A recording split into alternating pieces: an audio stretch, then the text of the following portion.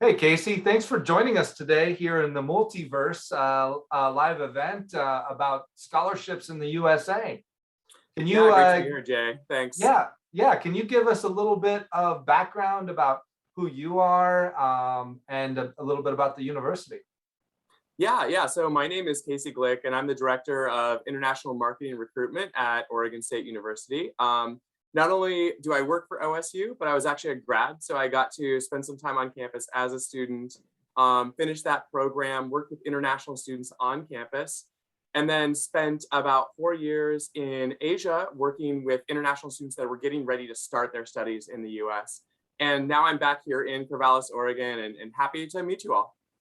Amazing. And Casey, thanks for taking the time out of your busy schedule. Oregon State University, is a premier university on the West Coast. It's exciting. I mean, you guys are what, top five in robotics? Yeah, there's so many cool things happening on campus. We do about $500 million in research. And so one of my favorite things to do is just cruise around campus and get to go into some of these research facilities to see what's happening there. It's an incredibly dynamic place. And as I mentioned, we're in Corvallis, which is on the West Coast, right in the middle of California and Washington. So in the state of Oregon. And it's just a great place to be. And we're really excited that things are kind of coming back to life after a very strange year. And Yeah. so it's great to have our full student body back on campus this fall and be able to kind of get that university college town feel again.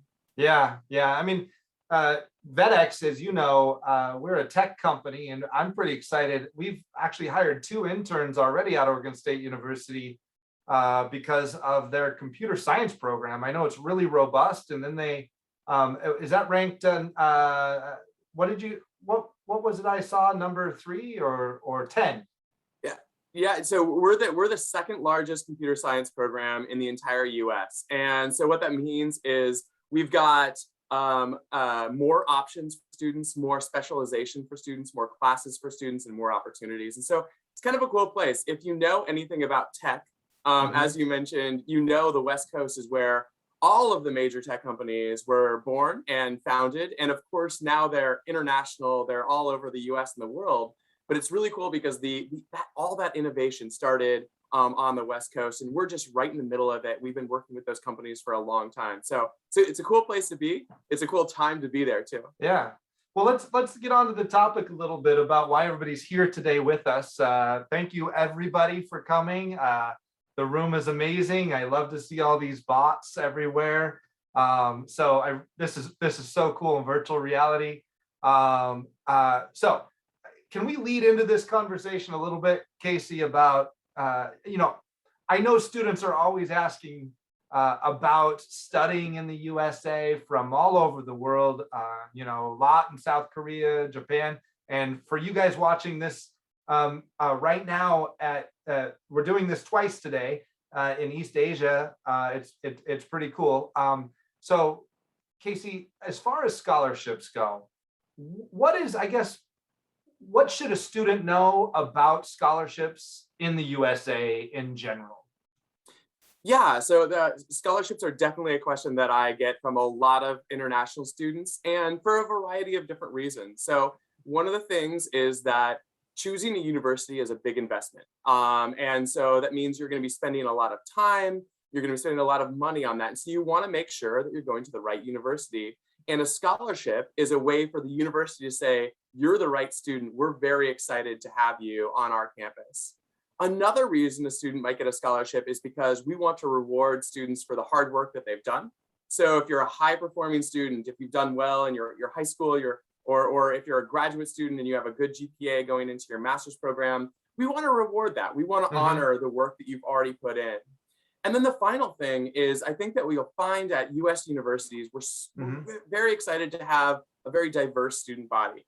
All of us learn better when we're around people with different backgrounds, different experiences, and coming from different places, because that's the only way to find these complex solutions to the kinds of issues that the world is facing right now. So there's a variety, and so we want to make sure that an education is affordable for a variety of people. So you're going to see different kinds of scholarships, different categories of scholarships, kind of based on that. And I'd be happy to go into each of those categories if you'd like.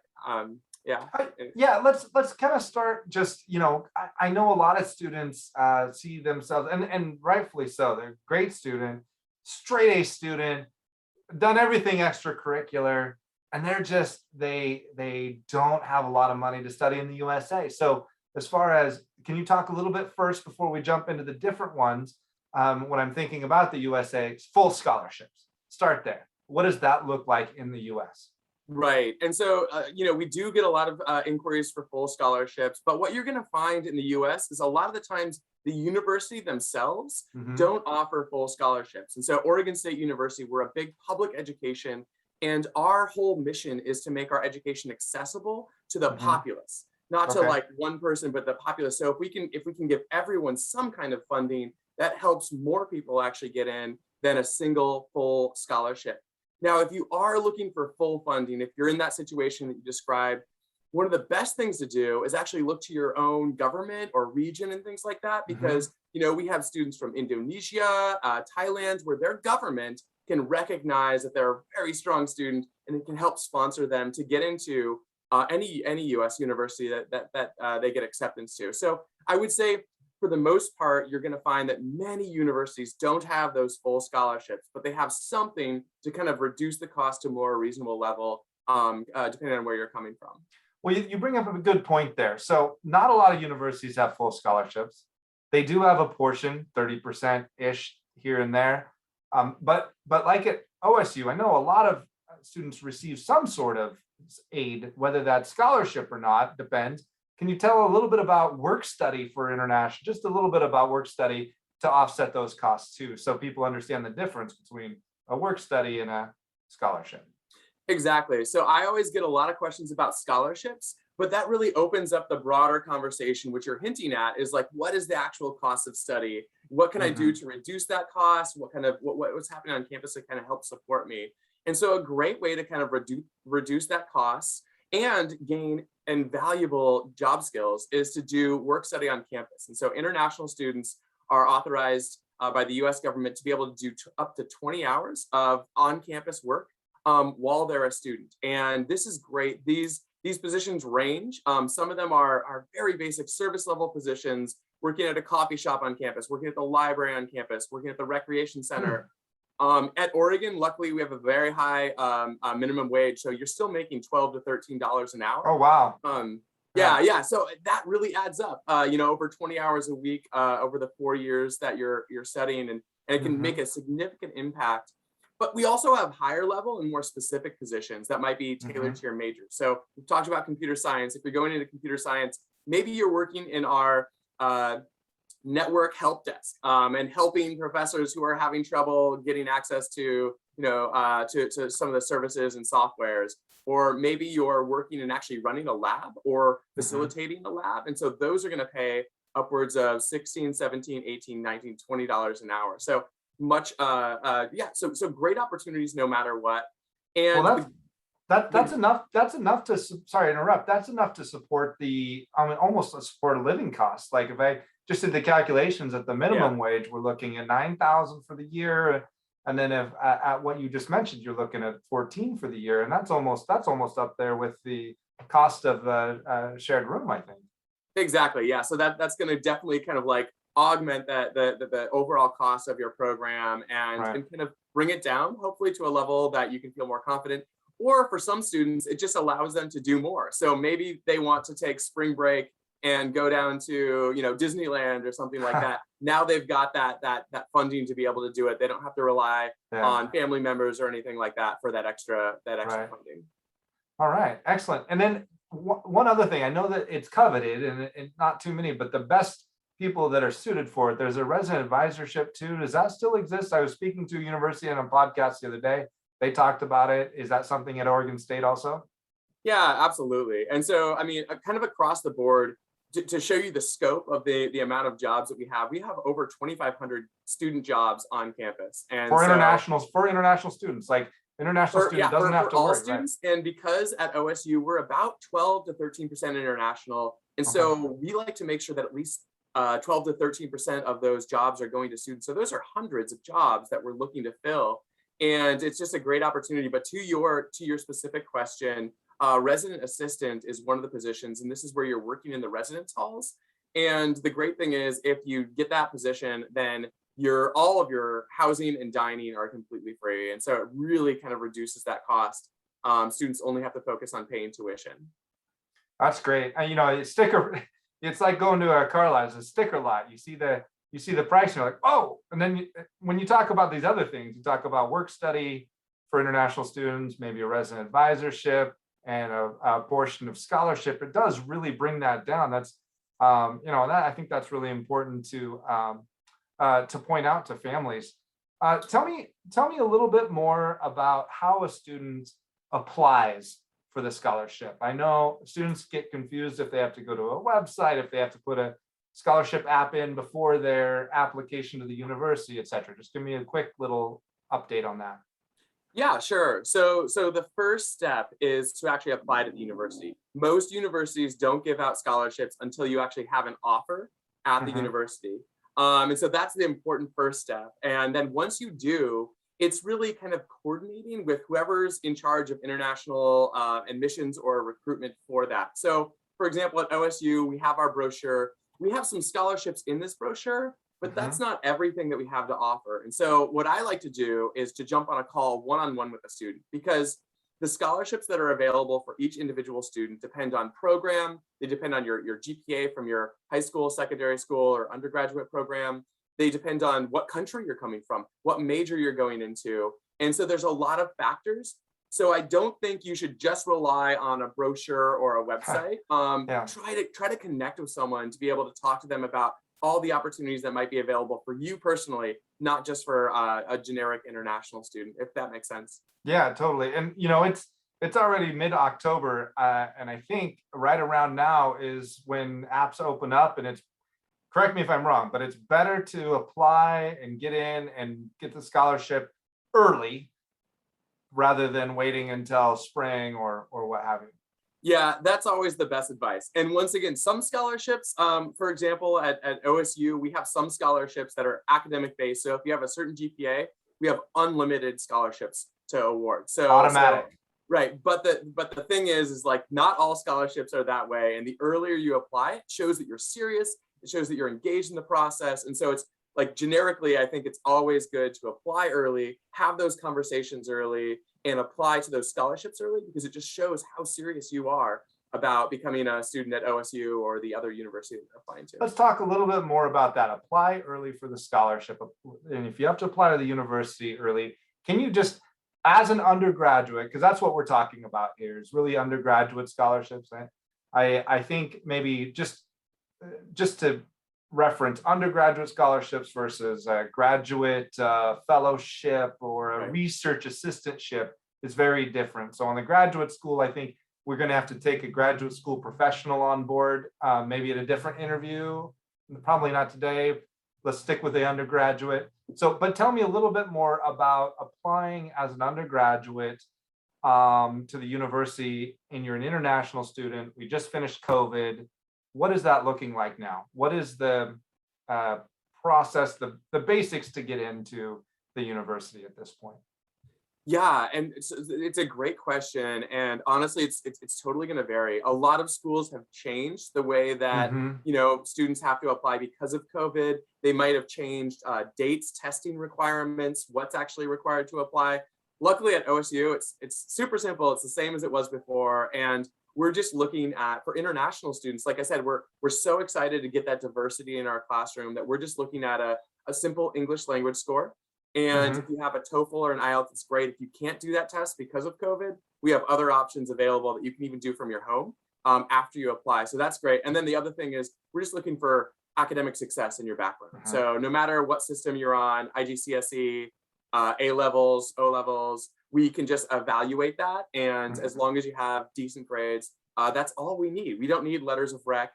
We don't need SAT or some of the other external tests and things like that. So English and transcripts. That's it. Exactly. And I can apply in right now. And the cool thing is, like when you do that, we automatically roll in applying to scholarships into that process. So you're going to, when you're just submitting those things, we're able to evaluate, like I said, the program you're going into, the the GPA that you have, your academic background, and where you're coming from, and you might automatically get scholarships that are applied to your account the second that you have that offer. Awesome. That's great. And I was looking through the website at Oregon State, and you had mentioned it earlier, something about into Oregon State. Can you talk about that and the English score and how that, just briefly, how that works for students, international students? Yeah, totally. And so at OSU, one thing that we've really tried to do is to make sure that international students with any type of English language level or academic background can kind of get into a program that suits them. Okay. And so what that means is we built in an extra layer of support for international students to make sure that you're getting oriented to the US education system, that you feel confident when you're confirming and getting ready to travel and getting your visa. And then once you're here, you have some individual services that are bespoke to international students. So they're designed for international students to kind of make sure that you're successful in your first year. When you look at university, and this is not US, this is US, UK, Australia, China, Singapore, most students have trouble in their first year if they have trouble. And it's adjusting to the new systems. And so we've just built in some extra support. And so what Into OSU does is it makes sure that students, like I said, before they arrive, are prepared to travel, to get their visa, to start their program, to get registered for the best classes that are going to keep them on track for an on-time graduation. Once you arrive, you get a full orientation where you get to meet your advisors and all the support staff. And then once you're in your program, there's a little bit more academic and social support. So it's really about making sure that international students are set up for success, no matter where you're coming from, what your background is. Okay, great. And as far as other scholarships, when I'm thinking about those, I think a lot of international students watch a lot of movies about kids getting a cooking scholarship, the curriculum, and they ask questions like, oh, what should I do, when they're younger years. So tell me, what should an international student be focused on in their last couple years of secondary school before going off to an undergrad to get a scholarship, have the most chance? That's a great question, because once you've completed high school, it's easy to look back and say, oh, I should have done that. Yeah. But really, I think the biggest thing is GPA. No matter what university you're looking at, we're excited to offer assistance to the best and the brightest, those students that have worked hard, that have shown that they can, that they're going to contribute, that they're going to be involved, they're going to be engaged. And so I would say, not just at OSU, but if you're looking at the US, just make sure you don't need perfect grades, but just get decent grades. And the amount of work that it takes to get those decent grades, is going to pay off when you get to university.